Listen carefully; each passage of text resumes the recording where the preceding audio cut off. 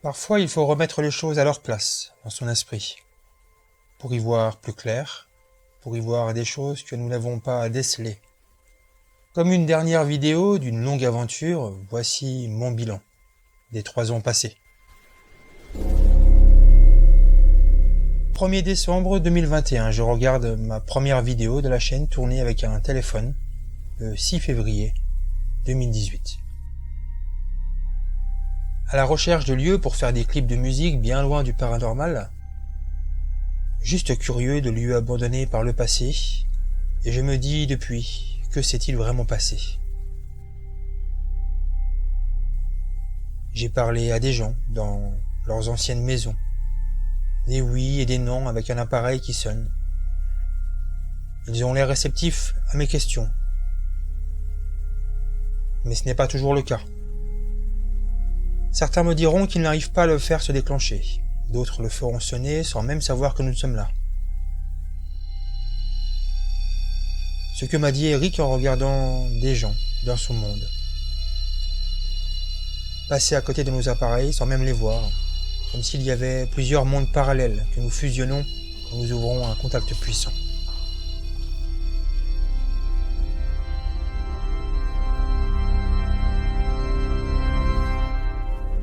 Nous en construirons, des petits, des grands, des prototypes finis à la poubelle jusqu'aux appareils qui se révéleront être plutôt réussis. Tout ce qui touche au champ électromagnétique fonctionne bien, en tout cas plus ou moins bien. Cela dépend de la puissance et du rayonnement de l'appareil. Le térémine par exemple est le plus puissant, et pourtant il ne s'allume que rarement. Les petits détecteurs, aux portées restreintes, ont plus de facilité pour eux. C'est ce qu'ils m'ont dit. J'ai visité avec Phil des maisons, des dépôts, des casernes militaires, des hôpitaux, des sanatoriums jusqu'au préventorium, des petites maisons sans prétention jusqu'aux manoirs classe et luxueux. Nous avons aussi traîné des nuits entières dans d'anciens châteaux figés dans le temps. Tous ces propriétaires et autres personnes ayant vécu dans toutes ces bâtisses étaient tous différents, comme dans notre vie actuelle, et bien réelle.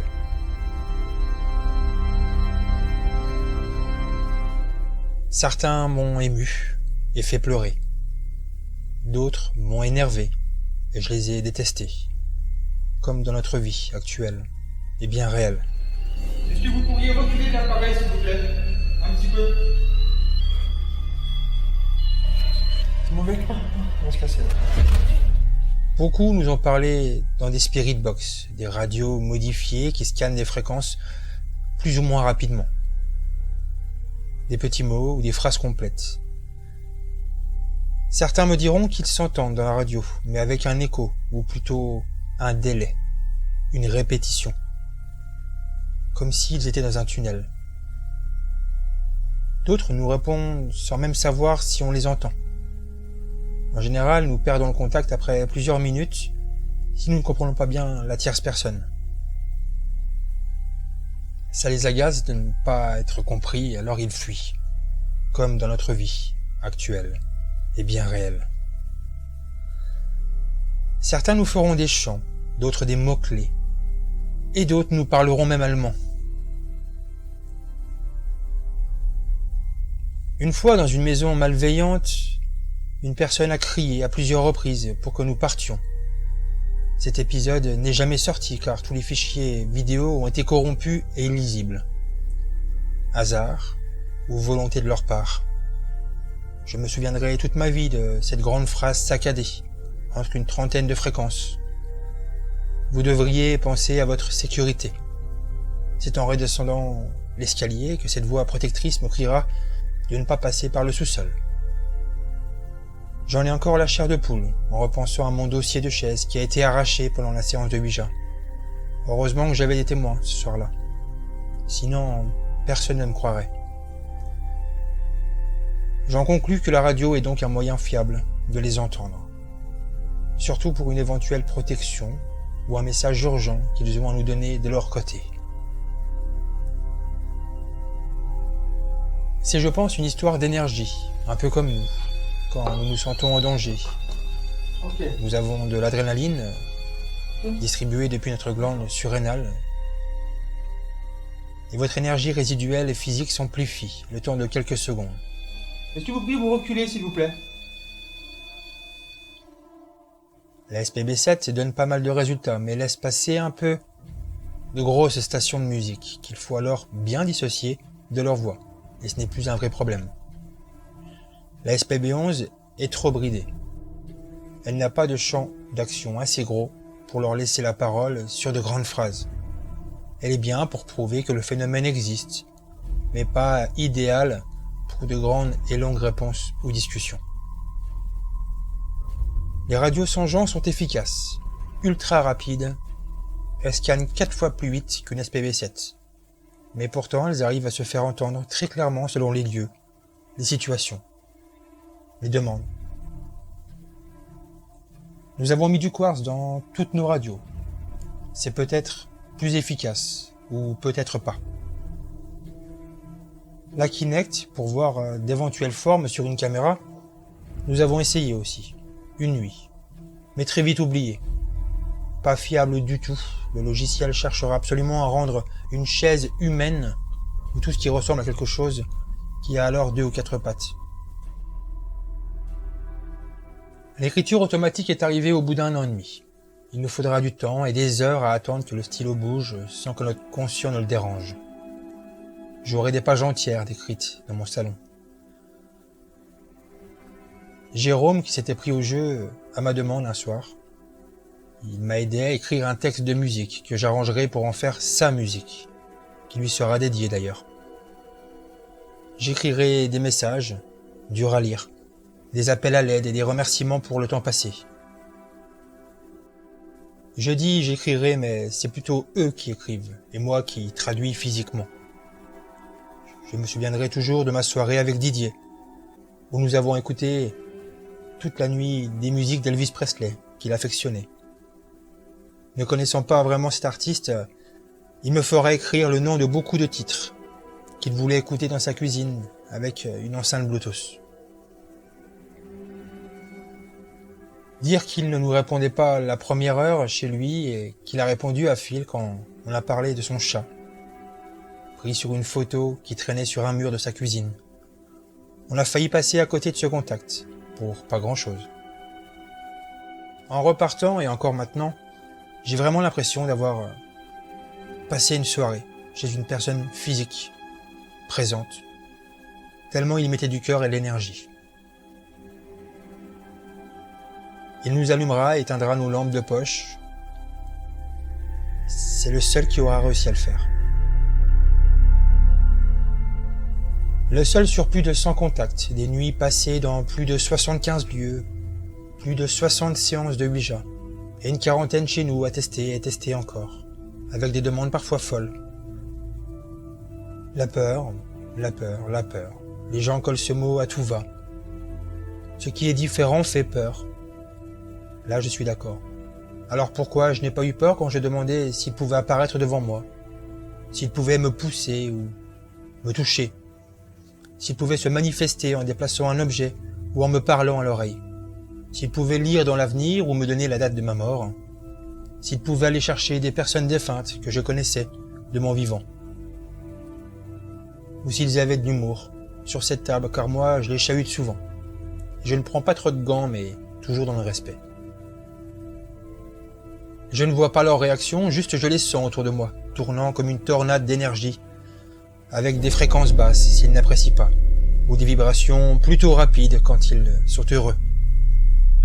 Ça, c'est arrivé au fur et à mesure, avec le temps, à force d'apprendre à les connaître et à les appeler, nuit après nuit. C'est en s'entraînant que ça se développe, pas autrement. Sur cette table, beaucoup me diront qu'ils sont venus après l'ouverture parce qu'ils y voient une lumière blanche dans un noir intense, comme un phare au milieu de la mer dans une nuit d'hiver. L'appel ne semble donc pas auditif, mais bien visuel. Certains nous diront qu'ils nous voient autour de la table, flou ou en noir et blanc. D'autres nous voient correctement, toujours avec cette relation de vue d'en haut. On parle d'énergie surtout, de personnes dématérialisées, et pas de fantômes comme dans Ghostbusters. Quoique certains nous diront aussi voir leurs mains, mais pas leurs pieds. Quand ils utilisent la goutte de Ouija, ils se posent juste là, avec leurs paumes sur la goutte. D'autres nous tiennent par l'épaule, et ce sont ainsi nos mains qui sont guidées par leur énergie. Divers techniques, divers arguments, diverses manières de faire de l'autre côté. Et je pense aussi selon différents plans que nous attirons. Voyez ça comme plusieurs plans parallèles qui s'ouvrent suivant notre vibration ou intention. Certains diront de moi que je suis bienfaisant.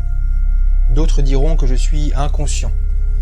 Je parle évidemment d'eux, de l'autre côté, pas de vous dans la vie réelle. Leurs avis m'importent plus au final. C'est ce que je commence à penser avec le temps. Comment ils le savent ? Parce qu'ils lisent dans l'aura. J'ai des mots parfois qui me viennent en pleine séance avec le temps. C'est plus clair et plus net. Alors qu'avant je ne l'avais pas. C'est parce qu'ils se connectent à nous en passant par nos vibrations, notre énergie. Si vous avez du mal à comprendre ça, vous aurez du mal à leur parler.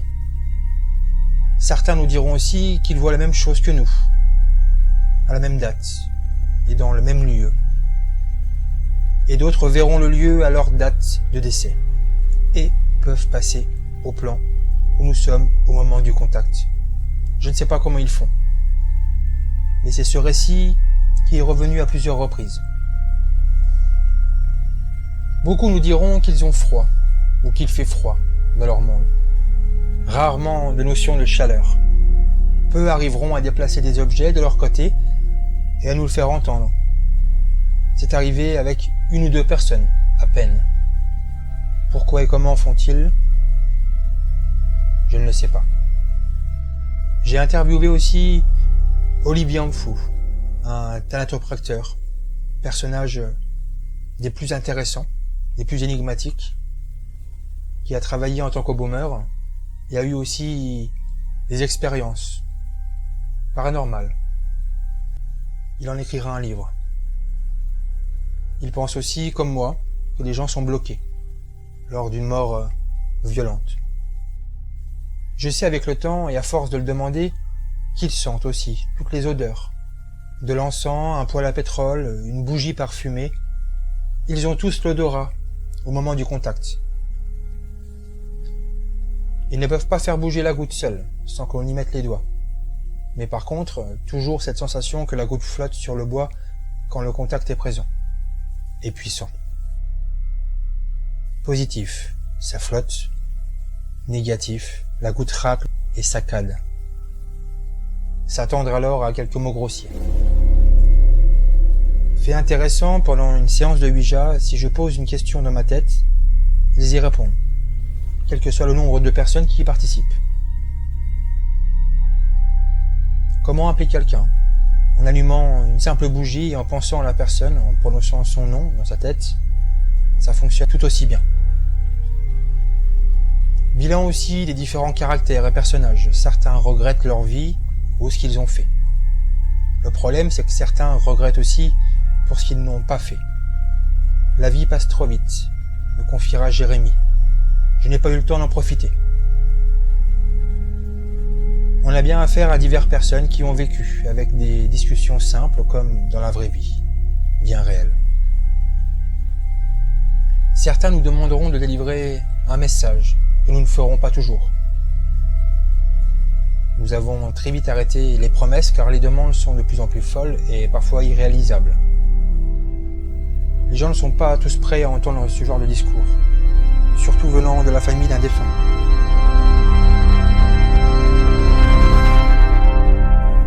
Alors restons à notre place de vivant, qui ne connaît rien à la mort. Ils ne ressentent pas la douleur physique, mais gardent leur douleur sentimentale et regret pour certains. Mais pas tous. D'autres ont fait des choses horribles et ne s'en veulent pas. Ce n'est que du constat, du vécu, de personnes qui parlent à des gens que nous ne voyons pas.